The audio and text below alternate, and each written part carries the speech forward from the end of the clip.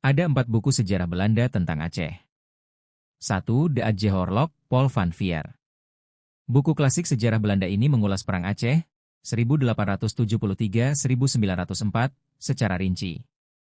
Van Veer menyoroti latar belakang ekspedisi Belanda, perlawanan gigih rakyat Aceh, serta kegagalan awal militer kolonial. Ia menggambarkan perang bukan sekadar operasi militer, melainkan konflik ideologi. Belanda dengan klaim, peradaban dan kedaulatan, versus Aceh dengan identitas Islam, syariat, dan kedaulatan sultan. Buku ini juga membedah taktik perang gerilya, tokoh perlawanan, serta dampak kemanusiaan. 2. Aceh in het spoor van een koloniale oorlog, Anton Stolwijk. Lebih modern, Stolwijk menyatukan riset sejarah dengan perjalanan lapangan ke Aceh masa kini.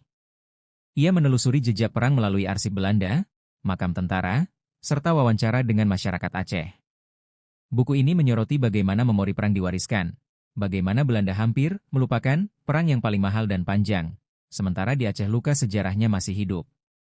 Stolwijk menekankan aspek trauma kolektif dan hubungan kolonial yang belum selesai. 3. Oorlog in Aceh, Heinricus Nij. Buku ini berupa kesaksian pribadi perwira Belanda yang ikut perang. Ia menceritakan kondisi medan, kekerasan brutal, serta kesulitan menghadapi perlawanan Aceh.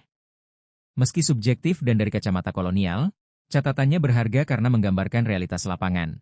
Desa-desa dibakar, rakyat menderita, dan tentara Belanda pun sering frustrasi.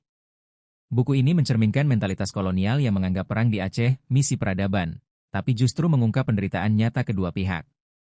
4. The Dutch Sources on the Aceh Sultanate, 1636-1661, Brill. Buku ini berbeda. Ia mengompilasi dokumen Belanda, VOC, tentang Kesultanan Aceh abad ke-17. Isinya meliputi diplomasi antara Sultanah Tajul Alam Safiatuddin Shah dengan Belanda, laporan dagang rempah, konflik dengan Portugis, hingga peran Aceh sebagai kekuatan maritim besar di Selat Malaka. Sumber-sumber ini menunjukkan Aceh bukan wilayah terjajah, melainkan kerajaan berdaulat yang bernegosiasi keras dengan VOC.